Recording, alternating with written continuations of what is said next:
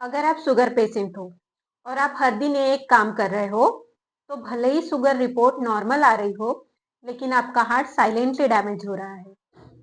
इस वीडियो में मैं आपको वो डेली हैबिट्स बताऊंगी जो हर शुगर पेशेंट डेली करता है। डॉक्टर के पास जाते हैं, मेडिसिन लेते हैं, उसके बावजूद भी वो हार्ट अटैक का शिकार बन जाते हैं। इसलिए दोस्तों ये वीडियो लास्ट तक देखिएगा, क्योंकि लास्ट में मैं आपको बताऊंगी कि इन बैड हैबिट्स को किस तरीके से रिप्लेस किया जा सकता है, वो भी सेफली तरीके से। शुगर डिसीज का मतलब सिर्फ हाई शुगर नहीं होता है। शुगर का डायरेक्ट कनेक्शन होता है heart, nerves and blood vessel से। जब ब्लड में शुगर ज्यादा होती है तो ब्लड ठीक होने लगता है, और जब ब्लड ठीक हो जाए तो फ्लो होने में दिक्कत आती है, और इसके कारण हर एक ऑर्गन को प्रॉपरली ब्लड सर्कुलेशन नहीं हो पाता है। इसलिए भी अक्सर शुगर पेशेंट में फीट में जलन होने की दिक्कत हमेशा लगी रहती है। वेसल्स के अंदर छोटी छोटी डैमेज स्टार्ट हो जाती है और वहीं से ब्लॉकेजेस की शुरुआत होती है। लेकिन सबसे डेंजरस बात यह है कि ये सारी समस्या बिना दर्द के शुरू होती है। कोई वार्निंग नहीं, कोई सिग्नल नहीं, कोई पेन नहीं। इसलिए बहुत सारे शुगर के पेशेंट सोचते हैं और बोलते हैं हमें तो कोई प्रॉब्लम भी नहीं थी, फिर भी हार्ट अटैक क्यों आया। मैं एक केस आपको समझाना चाहूंगी दोस्तों। मेरे पास एक अंकल आए थे, शुगर उनको 10 साल से थी, मेडिसिन भी लेते थे, रिपोर्ट भी ठीक बोलते थे, लेकिन दिन भर चेयर पे बैठे रहते थे।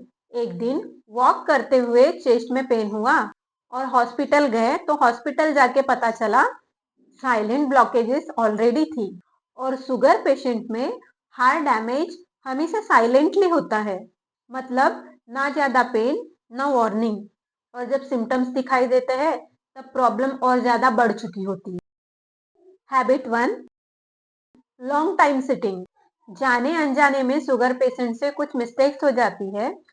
उसमें कुछ गलतियां हैं, जैसे पहली गलती होती है लॉन्ग टाइम सिटिंग। जैसे बिस्तर से उठे तो टॉयलेट में सिटिंग, फ्रेश होके ऑफिस जाना रहे तो कार में सिटिंग, ऑफिस में पहुंचने के बाद ऑफिस के चेयर में सिटिंग, मतलब सुबह से लेके शाम तक के चेयर पे सिटिंग, फिर घर आने के बाद टीवी के सामने सिटिंग, और उसके बाद खाना खाने के बाद फिर से मोबाइल या टीवी के सामने सिटिंग। मतलब पूरा शेड्यूल ही सिटिंग का होता है। और ये सिटिंग ही शुगर पेशेंट के लिए बहुत ज्यादा डेंजरस हो सकती है। और सबसे खतरनाक हैबिट है खाना खाने के बाद बैठना या फिर लेट जाना। इससे शुगर सडनली स्पाइक करती है, ब्लड सर्कुलेशन स्लो हो जाता है और फैट ब्लड में जमने लगता है। ऑफिस हो, घर हो या टीवी के सामने 2 से 3 घंटे कंटिन्यूअसली बैठना शुगर पेशेंट के लिए पॉइजन जैसा होता है।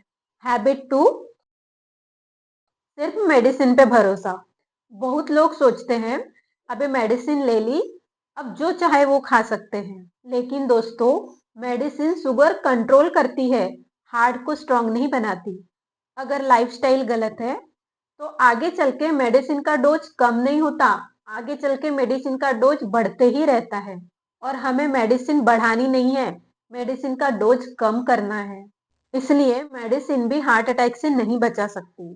हैबिट 3, हेल्दी समझ के गलत खाना। Brown bread, fruit juice, packed oats, ये सब सुनने में हेल्दी लगते हैं, बट शुगर पेशेंट के लिए ये शुगर बॉम्ब होते हैं। फ्रूट जूस में फाइबर मौजूद नहीं होता, जबकि शुगर पेशेंट के डाइट में फाइबर युक्त फूड होना बहुत ज्यादा जरूरी होता है। इसलिए जूस में जो शुगर होती है वो डायरेक्टली ब्लड में चली जाती है। और फिर बोलते हैं हम तो हेल्दी ही खा रहे थे। आइए समझते हैं कुछ मिथ्स के बारे में। शुगर कंट्रोल है तो हार्ट सेफ है। ट्रुथ, हार्ट रिस्क फिर भी हाई रहता है। मिथ, वॉक बस सुबह काफी है। ट्रुथ, पूरे दिन का मूवमेंट जरूरी है। मिथ, स्किनी लोगों को हार्ट प्रॉब्लम नहीं होती। ट्रुथ, शुगर पेशेंट में वेट से ज्यादा शुगर डेंजरस होती है। आइए समझते हैं इससे बचने का सही तरीका क्या है। Sugar safe routine. रूल 1, हर मील के बाद 10 मिनट वॉक। खाना खाने के बाद सिर्फ 10 मिनट की वॉकिंग शुगर स्पाइक को 30 से 40% कम कर देती है। इससे ब्लड फ्लो बेटर होता है और फैट जमने का चांस कम हो जाता है। Rule 2, plate formula. इंडियंस की प्लेट कुछ ऐसी होती है, उसमें 3-4 रोटी होती है, भर भर के चावल होता है, उसमें बस इतनी सी दाल होती है और बस इतनी सी सब्जी होती है। जबकि प्लेट का आधा हिस्सा सब्जी का होना चाहिए, क्वार्टर हिस्सा प्रोटीन का होना चाहिए, क्वार्टर हिस्सा ही कार्ब्स का होना चाहिए। इससे शुगर स्टेबल रहती है और हार्ट के ऊपर लोड नहीं पड़ता। Rule 3, sitting break rule. हर 30 मिनट में खड़े होना, थोड़ा चलना, बस 2 मिनट। ये छोटी सी हैबिट ब्लॉकेजेस के रिस्क को बहुत कम कर देती है। हम इन छोटी छोटी आदतों को छोड़ बड़ी बड़ी मेडिसिन के पीछे भागने लगते हैं। रूल 4 है स्ट्रेस कंट्रोल, जो सबसे ज्यादा इग्नोर होता है। स्ट्रेस में बॉडी कॉर्टिजोल रिलीज करता है, जो शुगर भी बढ़ाता है और बीपी भी बढ़ाता है।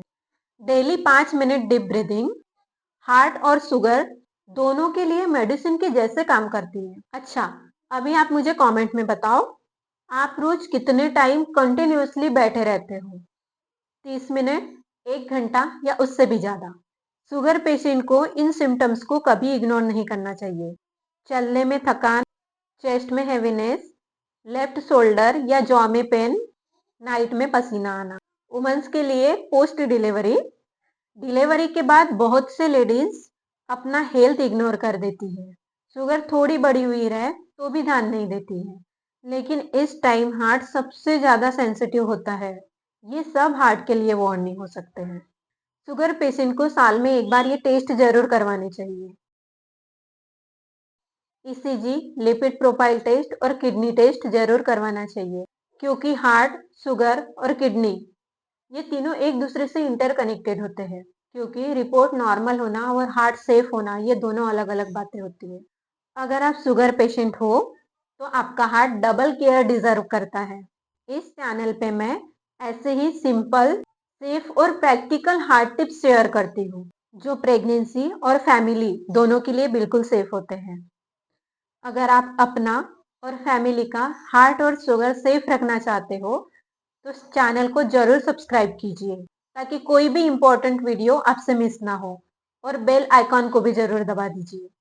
हार्ट, शुगर और बीपी तीनों एक चैन की तरह होते हैं, इसलिए अगला वीडियो बीपी पेशेंट के लिए बहुत ज़्यादा इम्पोर्टेंट होने वाला है। और अगर आप चाहते हैं कि मैं नेक्स्ट वीडियो में बीपी और शुगर को कंट्रोल करने के नेचुरल तरीके बताऊं, तो कमेंट में केयर जरूर लिखिए। तो बने रहिए दोस्तों, मिलते हैं बहुत जल्दी नेक्स्ट वीडियो में। धन्यवाद।